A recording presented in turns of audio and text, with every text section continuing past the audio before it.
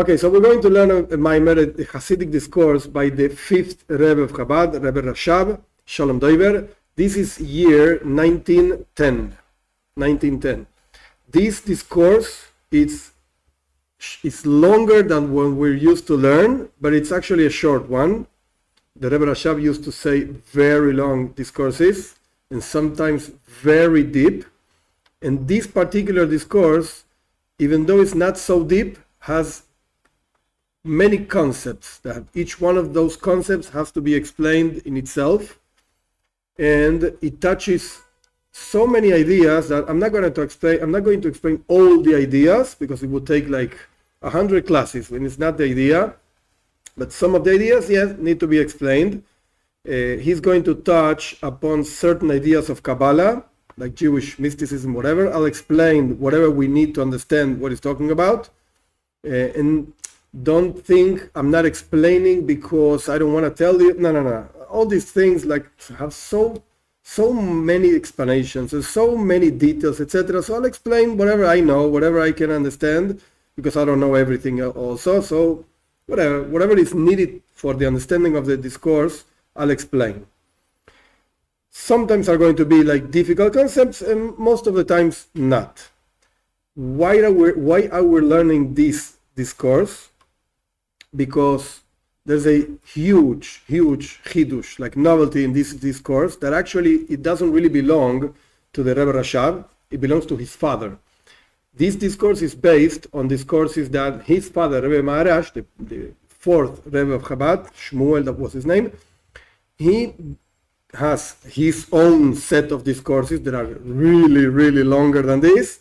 The Rebbe Rashab over here is like really compacting so many ideas that his father said in much longer ways. So he's compacting everything together and putting it into a small box and giving it to us. But the main point of this discourse is to explain the difference between avoida, what the humankind has to work before eating of the fruit he was not supposed to eat, and afterwards. In other words, before, when he was in Gan Eden, in paradise, and afterwards when he was kicked out of paradise. So what's the difference between the work that he was expected to do in paradise, Gan Eden, and the work he actually has to do outside? Right now, we are outside, that's the truth. We're waiting for Mashiach, but right now, we are outside. So what are we supposed to do over here? And what's the difference on the work he was supposed to do when he was in Gan Eden, in paradise? That's like the main point of the Maimar. Within that point, the Rebbe Rashab brings something that is not so commonly found. Not easy to see these ideas anywhere, actually, outside of this discourse and outside of the discourses of his father, the Rebbe Maharash, upon which this discourse is based on. And the idea is birurim. Birurim means in Hebrew, levarer means to refine. That's what it means, to refine. Birurim means a whole huge idea in Jewish mysticism that we are supposed as human beings to refine the world. God created the world. He put us over here. We're like something like his associates, whatever, his partners in his creation. And we're supposed to reveal him in this creation. Okay, that's called refinement. By using the world to serve God, like I'm using a chair to sit here and teach Torah, so I'm using the world to teach, I'm using his word to reveal him. That refines the chair. Like the chair where I'm sitting right now, it's a like refined chair because it was used, a conduit to use to reveal God, whatever, etc., etc. This concept is very famous, a very, so to speak, simple. Okay, go use the world. But in, I would say, 99.99% of the teachings, this concept only applies to Jews. However, in this discourse, the Rebbe Rashab says it also applies to non-Jews. And it's a chidush, it's like a novelty. It's not something common to find. And again, it's not an idea that the Rebbe Rashab came up with. It's found even more clearer in the previous discourses. So you may ask, so why don't we learn the base of this discourse? Because it's too long It touches upon too many concepts. And like when you're trying to find a pearl on the sand, you have so much sand, you miss the pearl. So let's learn this one, and we're going to be able to find the pearl and see it. That's why we're learning this discourse. This discourse is based on one verse of Eicha, Lamentations, that we usually read in Tisha B'Av, the 9th of Av, which is the day of the destruction of the first temple, the second temple. So many bad things happened that day. We read Eicha, which was actually written by Yirmiyahu Hanavi, prophet Jeremiah, Yirmiyahu Hanavi, lamenting and crying for the destruction of Yerushalayim, the first temple and Yerushalayim. This text starts with these words, Eicha Yashva Badad Ha'ir Rabasi'am. Actually, the custom in Tisha B'Av is to read it like in a crying melody. Eicha Yashva Badad Ha'ir Rabasi'am Haisa Ki Almana. That's how we will read it in that night. So what does it mean, the text? Eicha is like how, something like that. How she was sitting alone, the city that had so many people on it, and now it's sitting alone. Nobody's over there, it's destroyed, etc., etc. That's the whole text. That's the beginning of the migrant. We have to understand, Mahu inyan badad gaveir. What does it mean that a city is alone? What are you talking about? People can be alone, but a city is not alone. It's a city. This idea of being alone, it's only found in human beings. He's alone or he's not alone, but not in cities. He brings a proof to what he's saying, that a person is sitting alone. Okay, so you see, a person can sit alone, but not a city. What is he talking about? Also, we have to understand, what's the question actually? How is she sitting alone? What question do you have? Is it not like simple? When somebody wins a war, the city, it's without people. I'm sorry, everybody was killed. So what's your question? Like, there's a city, was conquered, all the Jews were killed, and that's it. Nobody else is over there. So what's your question? Oh, nobody's in the city. Yeah, of course. You lost the war. What's the question? Now, the Medrash Rabbah, the Pischasa, the Eicha Isa, this discourse is so mixed with Aramaic and Hebrew. It's all kinds of, all the time, back and forth, Aramaic and Hebrew. In the Midrash, where it's talking about Eicha, these Lamentations books, it says over there like this: Ilu zechisem ha'isem korim Eicha esa levadi. If you would have been meritorious, like the Babylonians would not have conquered Yerushalayim, and you would be reading in this night, like the 9th of Av, you would be reading Eicha Esa Levadi. This is a verse that Moshe Rabbeinu told Hashem, I cannot deal with these people alone. I need help. Don't put me a judge over all these 600,000 people. I can't. I need help. So this is what he's saying. Eicha Esa Levadi. How can I just deal with everybody else? I can't. I need help. This is what Moshe is telling Hashem. So the Midrash is saying, if we would have been meritorious, we wouldn't be reading a lamentation.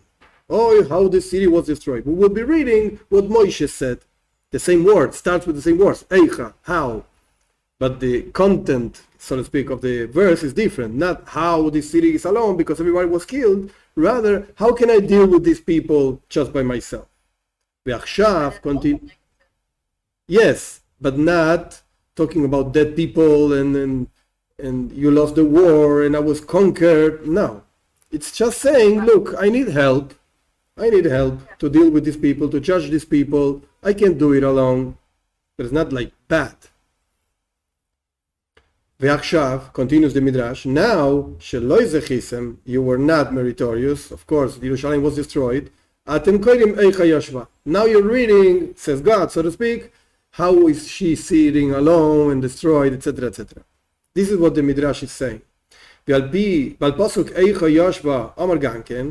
And on this other verse, the Midrash says also, another explanation that the Midrash brings, Moshe saw the Jewish people sitting in the land of Israel peacefully, Omar Eicha Esachule. And he said, how can I deal with these people just by myself? This is what the Midrash is saying. We have to understand what's the good part of this.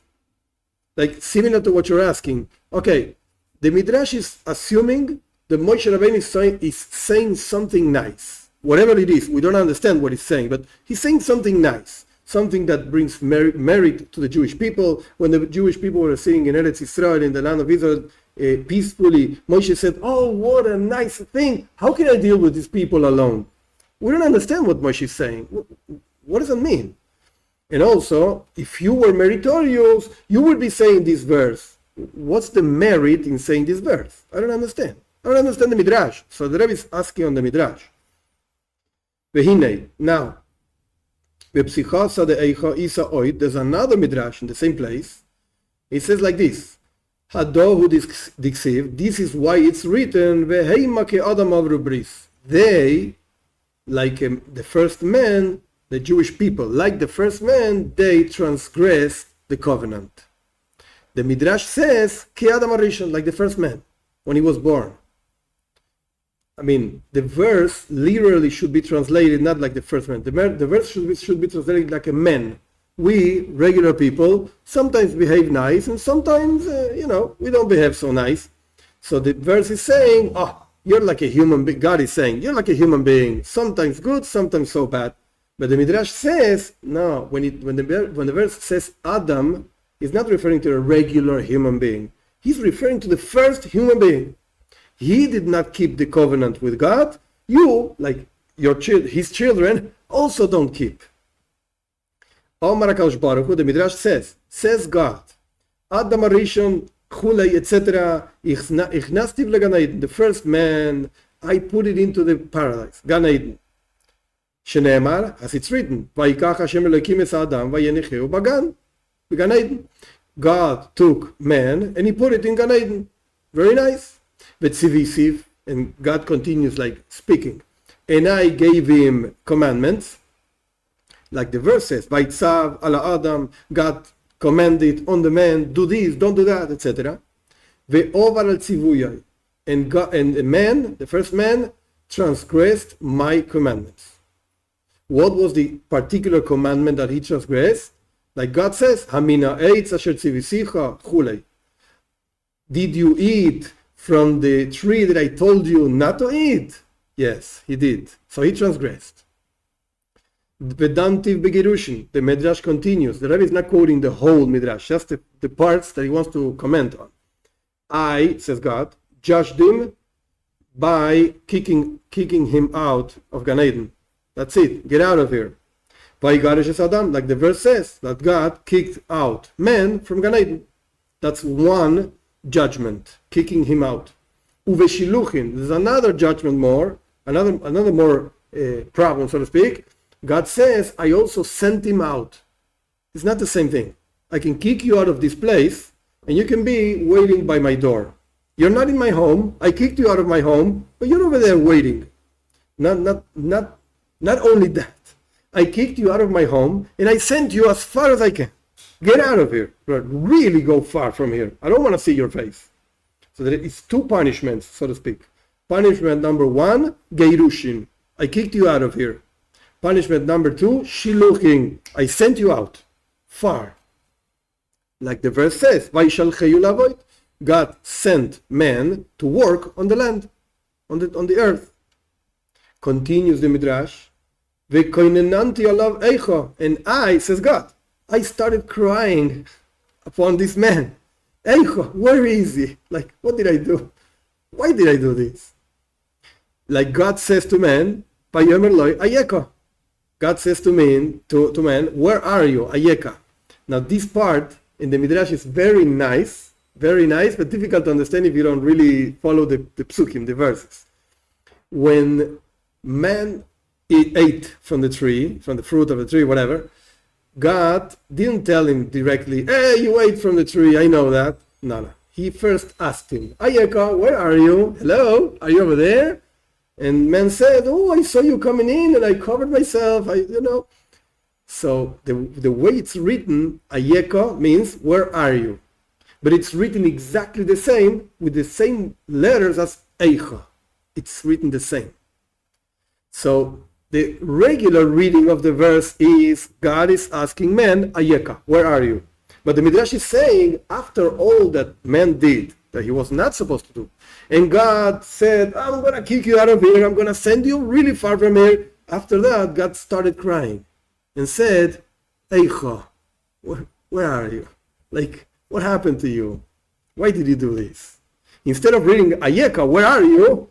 Like a question with a finger, where are you? What are you doing? No. God is crying, saying, Eicha.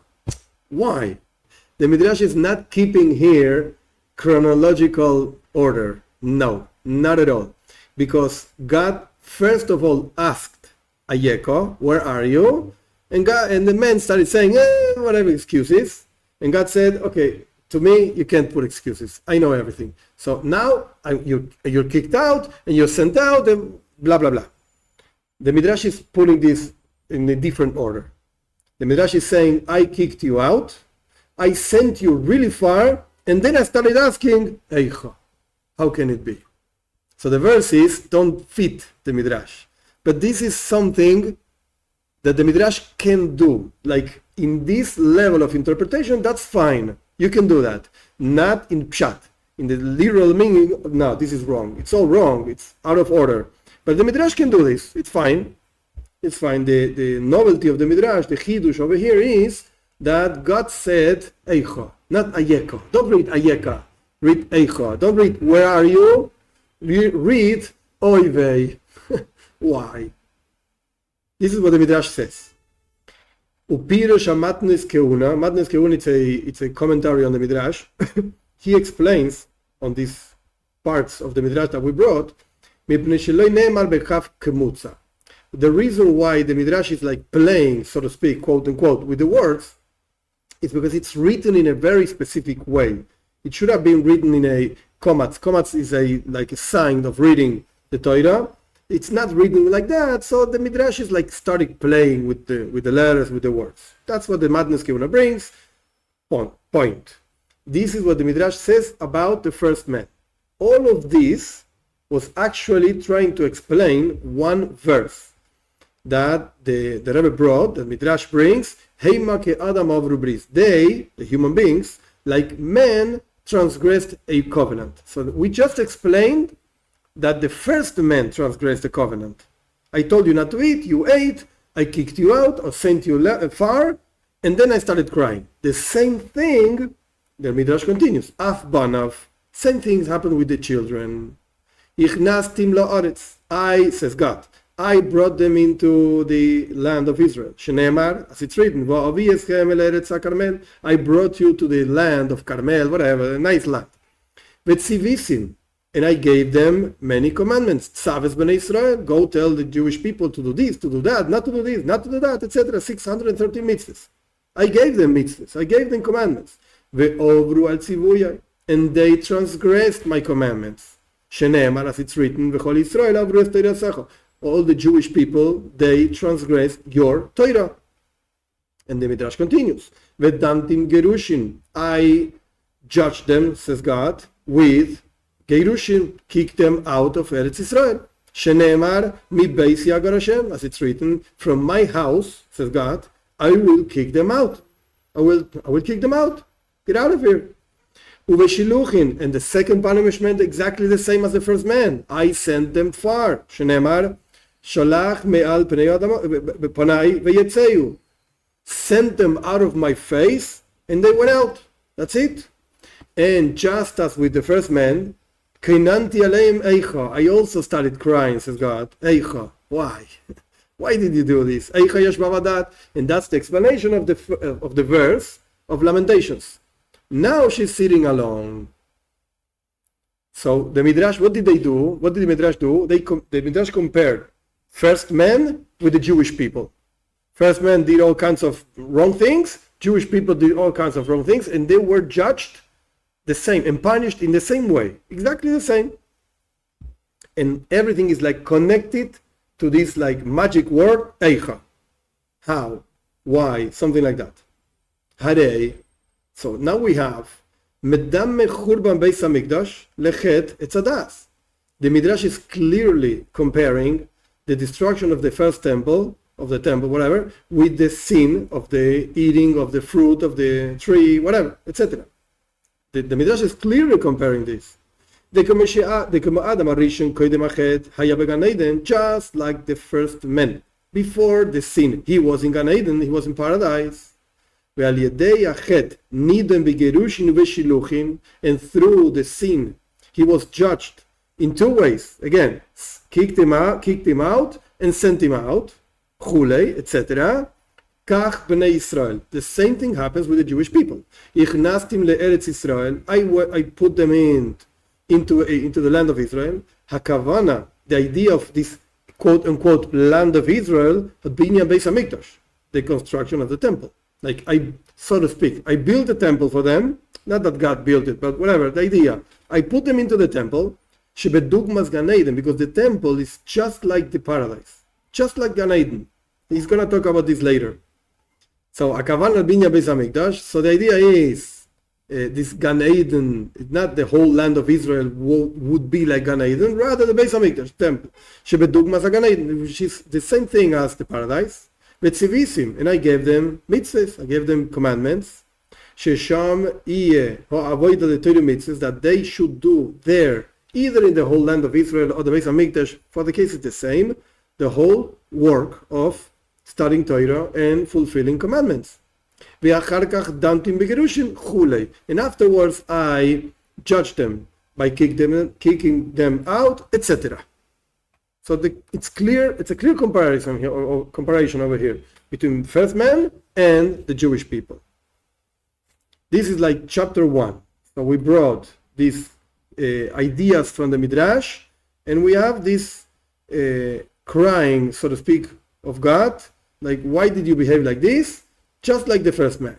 You're the same thing. Now we have to understand, why is this comparing? Why is God comparing the Jewish people with the first man? Why is this? What's the point of comparing them? It is like this. Now, this is very common in chassidic discourses also. We're talking about something, and suddenly we're going to change subjects, we're going to go somewhere else, and then we're going to go back. There's another verse over here. This verse is in Shir Hashirim, in Song of Songs.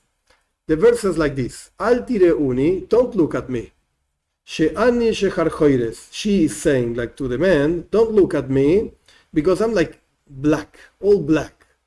Not black from birth, like I was all burnt. I'm all black. Why are you like this? She says, Aftani Hashemesh, because the sun burnt me. So much sun, I was sitting in the beach, whatever, I'm all burnt out. So don't look at me, I'm not so nice. I'm all burnt out. This is what the verse says. Ve'iso bezoyar parshas Tazria, and the Zoyar brings on this verse, Mai shecharchoires. What does that mean that she's all burnt out, all like black? Shachor in Hebrew means black. What is this word? It's like a weird word. Shecharchoires is a weird word. It should have been written, the Zohar says, it should have been written Shachrus. I'm like black. Okay, I'm black. So what's the problem? No problem. But Shecharchoires is like too many letters to say something that you would say with less letters. Why is it written like that? Ella, like that. Ella, so the Zohar answers. Train Kadrusa. There are two types of black. It's not the same. Not everything is the same. There are two types. So that's why the word has like repeated letters. Shecharchoires. Like as if it was saying twice, I'm black, I'm black. Why are you saying the same thing twice? Because there are two types of blackness, whatever. The Zohar explains. Chad, the istalek mine shimsha milenahara bi. One of the types of being dark, so to speak, is that the sun went out of me. Like the sun is not illuminating upon me. That's what it means. The istalek, it removed mine shimsha, from me, the sun, mi lehanara, from illuminating bi, from illuminating me. And from watching me. Like the sun went out. When the sun goes down, so the world is like dark. That's one type of darkness. Sun went down, there's no light. What can I do? Vechad, the second type, the Bnei imi nicharu bi. The children of my mother, they are angry at me. That's another type of darkness. It's not the same thing. Like you can be dark because there's no light and I don't see you, so you're dark. Or you can be actually black. So that's why you're dark, because you're black. You weren't burnt or whatever the case is, but that's why you're dark, because you're black. So the question is, are you like essentially black, dark, or you're dark because I can't see you? It's not the same. Two types of darkness. It could be that you're not dark, but I can't see you. Or it could be that you're really dark. That's what the pasuk, that the verse is saying, and that's why the word is written like weird. Shechar choires. Two types of darkness. Upirish Mikdash Melech. Mikdash Melech it's a commentary on the Zohar. He explains the Istalek mini Shimsha. What does that mean that the sun went out? What are you talking about? The Vechinas Zeir Anikra Shemesh Avaye. I'll explain this in a minute. Einem Meir Bemalchus. Does not illuminate in a different level that's called Malchus. What is it talking about? Okay, let's make a stop over here and a small explanation of what this means. In Kabbalah, there are many words, like keywords, that explain or express different levels. And all these levels, they like combine with each other and they get together with each other, and certain results come out of this union between these levels. The first level that the Rebbe is quoting here is called Zeir. Zeir literally means small in Aramaic. That's what it means. And it's called also Shemesh, the sun, which is not zero connection, has nothing to do with the sun itself. No, we're not talking about the sun. We're talking about something that gives. Just as the sun gives light, this level called Zeir Anpin, small faces, over here is only called Zeir, but it's referring to that, like saving words. Why should I write the whole thing? You should know it. And if you don't know it, don't read this text. Zeir, again, refers to an aspect of God as a giver. Like the sun gives light, Zeir gives, so to speak. That doesn't mean at all that there is something besides God that gives. No. This is an expression of God. God as a giver. Every single person in the world sometimes gives and sometimes receives. When you're talking, you're giving. When you shut up and somebody else is talking, so you're receiving. No problem. So there's an aspect of God as a giver. This aspect in Kabbalah is called Zeir Anpin. That's what it's called. Actually, Zeir Anpin, if you go a little bit deeper, it's actually what is called in Kabbalah a partzuf. What does that mean, a partzuf? This is like an Aramaic word also. Partzuf literally means a face. Faces, that's full of faces, in all kinds of faces in Kabbalah. Faces means also a group of expressions of God where certain parts of that group become important. For instance, when you're talking about Zeir Anpin, you're actually talking about a whole complete configuration of all the spheroids of the emanations, or whatever you want to call them, the expressions of God, but certain ones are more important than others. And when you talk about Malchus, the second level, I'll explain in a minute also what this means, you're talking about the whole configuration of the 10 spheroids, the 10 emanations, or whatever they mean, whatever. However, there's one of them that is more important. And this is exactly as the example that I gave before. Like, I'm a man. Okay, so I give, so to speak. I'm talking. Okay, but that doesn't mean that I'm not able to receive. That right now that I'm talking, there's an expression of me, of a giver. I'm a complete giver. I'm going to talk and I'm going to continue talking, etc., etc. But at the same time, I can shut up and listen, and automatically, like in seconds, in nanoseconds, I became a receiver. I'm not a giver anymore. But it's the same me. It's just me. Sometimes I give, sometimes I receive. This is exactly the same. It's not that there's a part of me that gives, there's a part of me that receives. No. It's just me. It's the whole me. Sometimes I give, sometimes I receive. This is the relationship between Zeir Anpin and Malchus.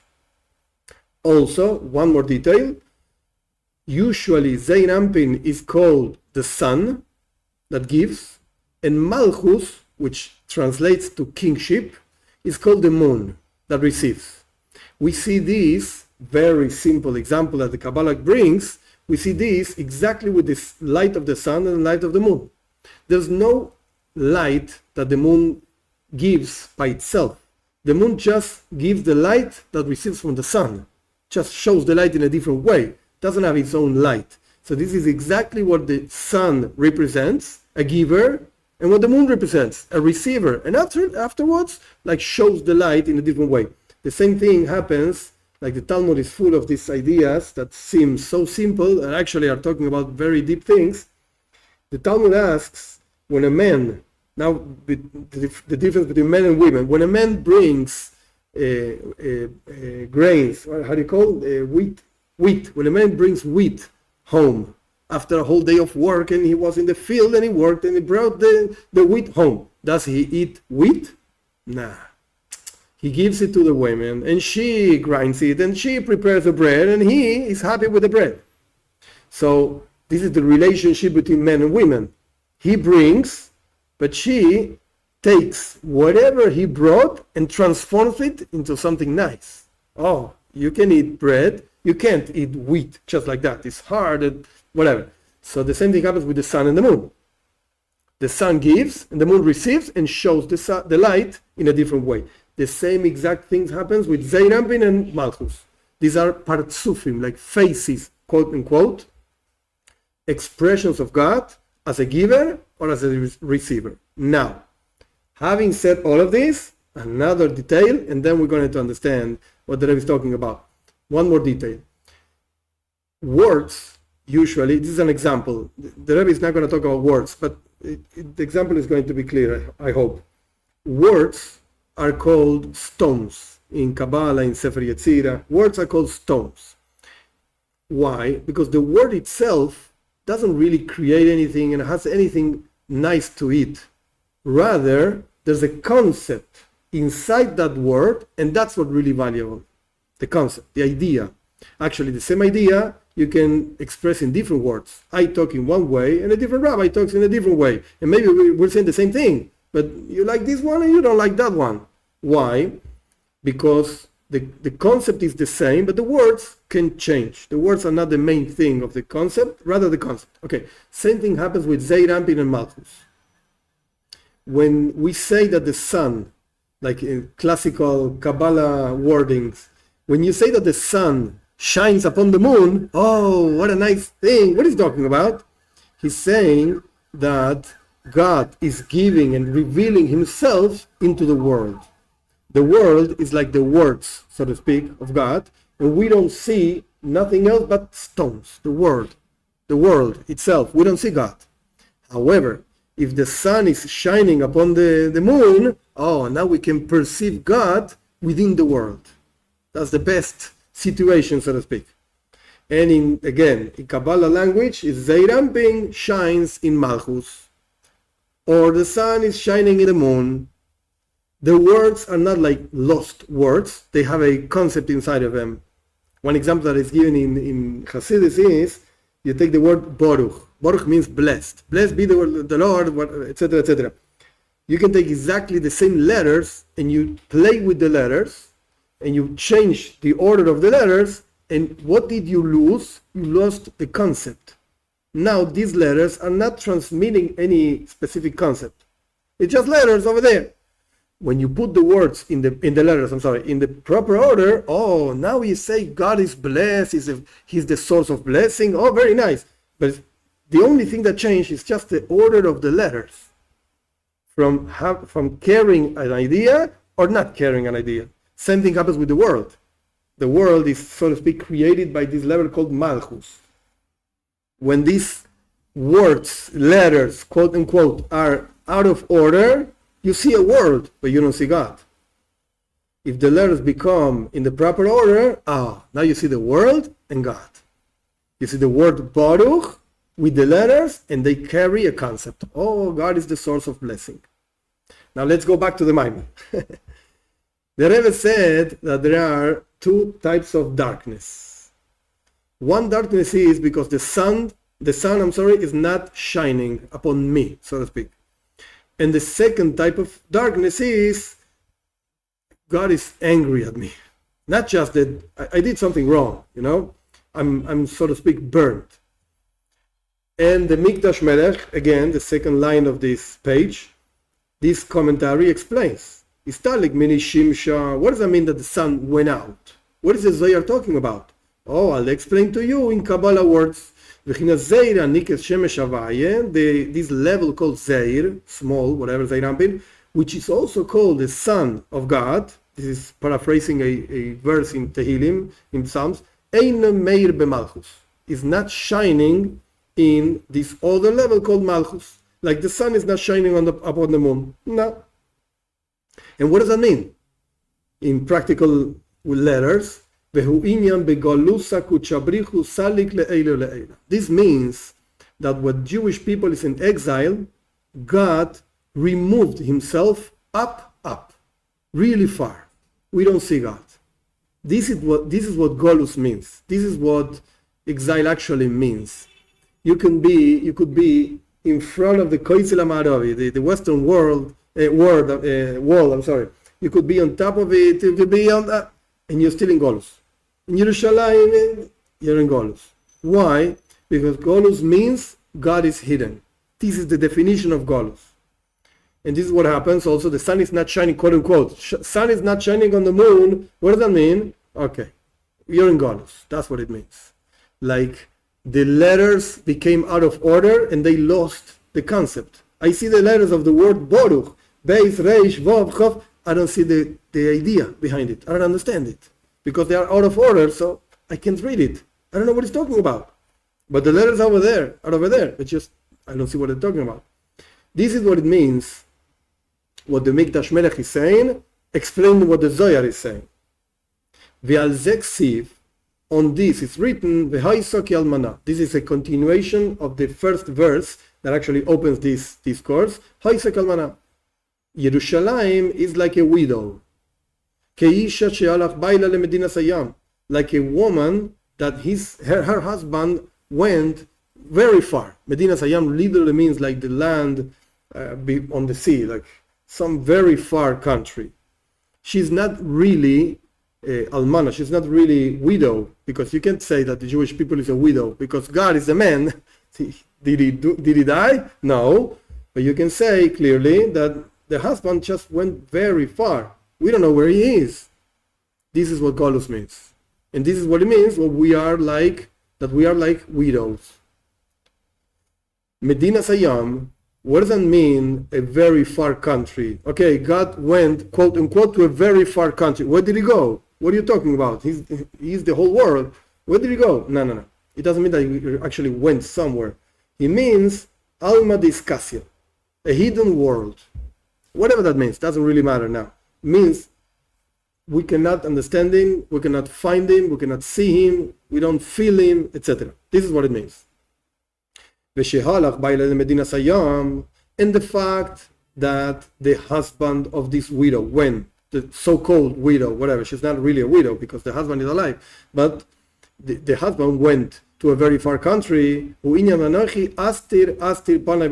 means, like the Torah itself says, there's going to come, in Parashat Vayelech, there's going to come one day that I'm going to hide my face from you, says God. Okay? So God is hidden. That's what it means. And in Kabbalah words, siluk dezo, bevina vechochma, etc. Which it really doesn't matter what it means, but God removed Zeir Ampin into bina, understanding, and into chokhmah, into wisdom, etc. This really doesn't matter what it really means. It just means zo usually is connected to emotions. Bina and chokhmah are intellectual expressions. So what this means is, what is golus? Golus means like when a person has no emotions. He can't feel anything. It doesn't mean that he doesn't understand. He understands, but he can't feel. This is golus. Because we would like to feel God, and we don't. Penimtza Mefarish Kan comes out that we're saying regarding this verse, Mashikosu Shezesafsani Hashemesh, that the sun burnt me. Let's go back to Shir Hashirim, Song of Songs. She's saying, don't look at me because the sun burnt me. Not the same way that you explain in many places. No. Usually you explain, why is she, in Shir Hashirim, in the Song of Songs, why is she dark? Because there's such a strong light of the sun, she became dark. She got burnt. That's what you usually say. So the sun is really shining upon you and you got dark. No, we're not saying the same thing over here.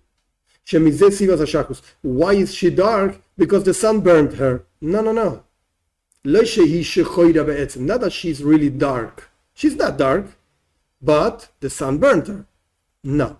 This is how you usually explain. Vekan, here, Mefarish, the Zohar is explaining differently. The reason why she's dark is because there's no revelation. There's no sun shining upon her, so nobody can see her. It's dark. Outside is dark. So that's why she says, I'm dark. Not because she's really dark. She's not. But nobody can see her. The Siyara lays lami garmaklu. The moon, like I explained before, doesn't have anything of it herself. It just reflects the sun, the light of the sun. And because the sun got removed from her, from him, whatever, the Jewish people, now she is dark because the sun went out. So what the Rebbe is trying to explain is, look, there are two ways of understanding why in Shir Hashirim, in the Song of Songs, she's saying I'm dark, and she's saying it in a very weird way, like double darkness. Why? Because there are two levels of darkness, and the level of darkness we're talking about here is not that she's really dark. She's not dark. She's probably white, but doesn't matter because there's no light, therefore she's dark. Lefize, according to this, we have to understand why is she saying, don't look at me? Wait a second, what's the problem with you? You're fine, you're nice, and you're saying, don't look at me. Why not? What's the problem? It's not your fault that the sun is not shining. And you're not burnt out. You're okay. But anyway, you're saying, don't look at me. Why? We have to say, you have to say, like our sages say in Pirkei Avos, in the Ethics of Our Fathers, don't make an effort to go see your enemy when he's really in a wrong situation, in a bad situation. It's not right. Even if he's your enemy, don't go look at him. You see, now you're in the mud. No. It's not nice. Don't do that. That's what she's saying. Don't look at me. Look, okay, I understand. I'm fine. I'm not burnt out. But in any case, I'm not in a good situation right now because the sun is not shining on me. So don't look at me. I don't like it. Not now. No. The same way, when this level called Zeir Ampin, Zoh, whatever, it removes Oimeres Bechinas Malchus, this other level of Malchus, like the words and the moon, etc., she says, Knesses Israel de Leila, that means the Jewish people, the spiritual Jewish people, Al Tireuni, don't look at me.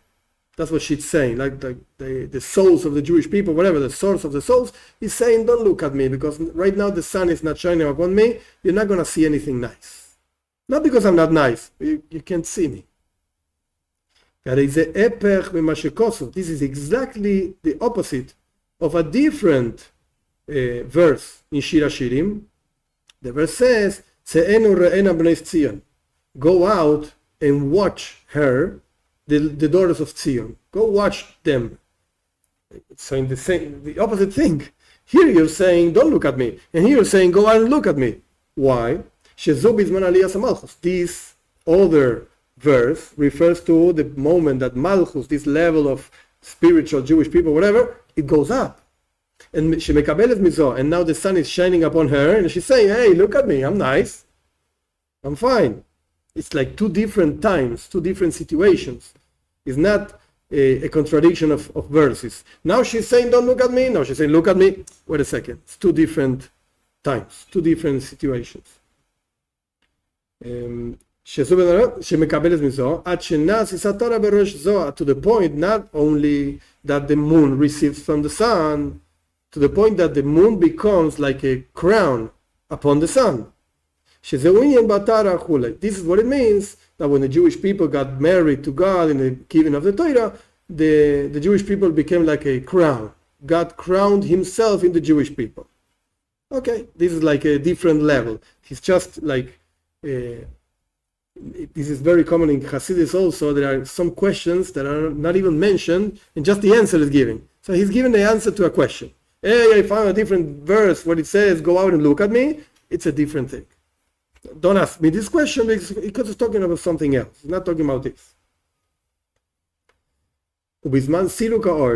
When the light goes away, she says, "Don't look at me," because there's no light. Through this, that the sun is not shining upon the moon, and etc., etc., Zoe is not shining upon Malchus, there's a descent in Malchus. What's the descent? She becomes invested in 70 ministers. That those ministers are actually the angels that govern each nation.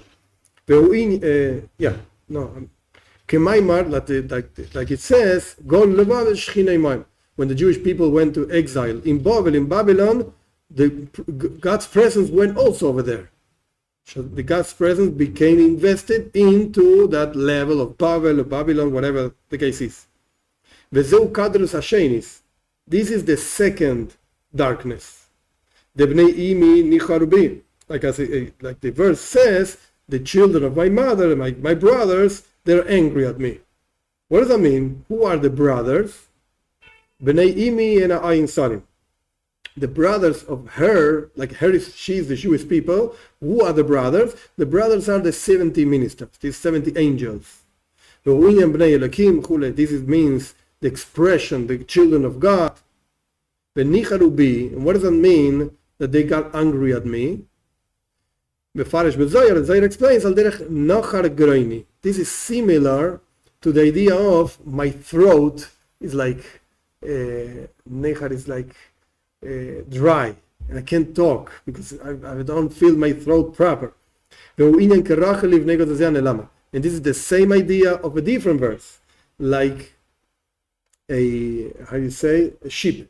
Like a sheep from in front of those who are going to cut the hair of the sheep, she is quiet. She's not saying anything. Like the sheep don't complain. She just lays down and people cut whatever the hair. But the point over here is the silence. What does that mean that the brothers got angry at her? Like she's silent. This means, in other words, when the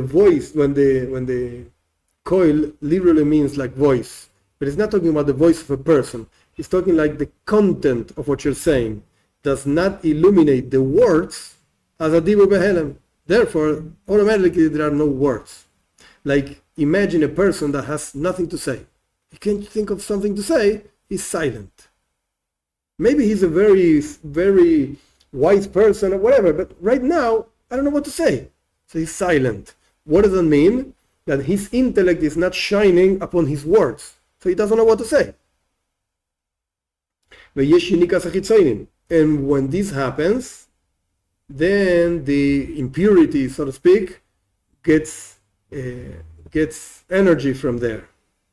Like when a wise person has nothing to say, so people are saying, maybe this guy is not so wise. People say this guy is wise, but look, he's quiet, so he doesn't have anything to say. Maybe he's not so wise. This is the same. This is also the same idea of she, the Jewish people, Yerushalayim, etc. She is like a widow. Almana is not just widow. Lashon ilim. It means also she can't talk. she can't talk. Ne'elamo hanal, she's silent, like we explained. She's silent. Vezeu, let's finish the paragraph because otherwise it's going to be difficult afterwards to go back to it. Vezeu shemeda mechurban beis hamikdash lechetes hadas. That's why the Midrash is comparing the destruction of the temple to the sin of eating from the fruit, etc. What's the comparison? The Adam Arishon himshich bechinas zun. Zun means zo nukva. It's a way of saying Zeirampin and Malchus, two ideas. Adam Arishon, the first man, he projected into the world these two levels that are called Zo and Malchus, like the content and the words. As it's written, there was no man to work the earth, and that's why it didn't rain. That's what it says in the beginning of the creation. Like the Zohar says, through the fact that the man ate from a fruit that he didn't have to eat, this level of Zo went away. That's it. He went up. And automatically, the other level of Malchus, it just went down. It's as if, it's not the same. It's just an idea to understand a concept. So never, when a person learns Kabbalah, also chassidic, you can't materialize the ideas. No way. It's just examples to talk about something that is completely abstract. So if you have a person that is holding somebody that is falling, and you're holding that person is not falling because you're holding. As soon as you let go, forget it. The other one falls. You go up, and the other one goes down. So the same thing is happening here. God, so to speak, was holding Malchus through this level called Zo, whatever they mean. And as soon as Zo removed, Malchus went down. It's as if, again, the example of the words, the concept and the word and the letters, it's as if you remove the concept from the letters. You have a group of letters that they represent a concept. Okay, take out the concept, the letters lose the meaning. It's just letters. And they can become disordered, etc. So as soon as the concept removes, the letters just fall down. Kemoiken, the same thing. Not just the first man, this happened to him. Kemoiken, the same thing. Bizman beis hamikdash haya ichud zun. At the time that the temple was built, there was a unification of these two levels, whatever they mean. And afterwards there was a destruction of the temple that this sun, quote unquote, removed. And afterwards, when the sun removes, the moon, so to speak, goes down. Malchus, this level of kingship, whatever that means, goes down. And that's what it means on the verse that my brothers, the children of my mother, they are angry at me. In Ken, if this is so, that's why the Midrash compares these two ideas. They both represent exactly the same. There was a unification of two levels, and now they're separated. That's what it means. When the first man was alive in the Gan Eden, etc., these two levels were united. He ate from the fruit, they got separated. When the temple was built, these two levels were united. The temple is destroyed, these two levels are separated. Oh, so it's the same. As it's written in the writings of the Arizal, whatever, in that place, the idea, the level, spiritual level of after the sin of the first man and the destruction of the temple actually are the same level. This is what the Arizal says. So he's bringing a proof. It's not just that I'm explaining the Midrash in a very weird way. I got this from Arizal. I got this from Kabbalah. So my explanation is just a development of something that the Arizal said. Vesham, and you can find over there, the Zo Bechurban Bais Sheni. This is a Chidush. This is actually something new. You can find in the writings of the Arizal that this refers to the second temple, the destruction of the second temple. Ve'evi al ze pasuk, and the Arizal brings the verse, exactly the same verse that the Midrash brings. They, like the Jewish people, like a man, like a regular human being that sometimes behaves nice, sometimes doesn't behave nice. No. Read it as the Midrash. Like the first man, they also transgressed the covenant, etc. So the Arizal also refers to the same Midrash. The Arizal knew this Midrash also, and he's referring to that and explaining actually just as I'm, so to speak, the Rebbe is saying, just as I'm explaining this, the Arizal explains exactly the same thing, and furthermore, talking about the second temple, not just the first temple. That's like the Chidush of the Arizal. So what do we have? We have the Rebbe explained a Midrash, brought a Midrash in the first chapter. In the second chapter, he said, look, why is the Midrash comparing these two things, the first man and the destruction of the first or second temple? Because they represent, mystically speaking, exactly the same. They represent the same. Then, of course, it's going to go further on the ideas, but at least now we have an explanation of the Midrash. We understand that that's why the Midrash is comparing these two things, not just a weird comparison based on the word Eicha, Ayeka, a little game of words. No. They mean the same thing.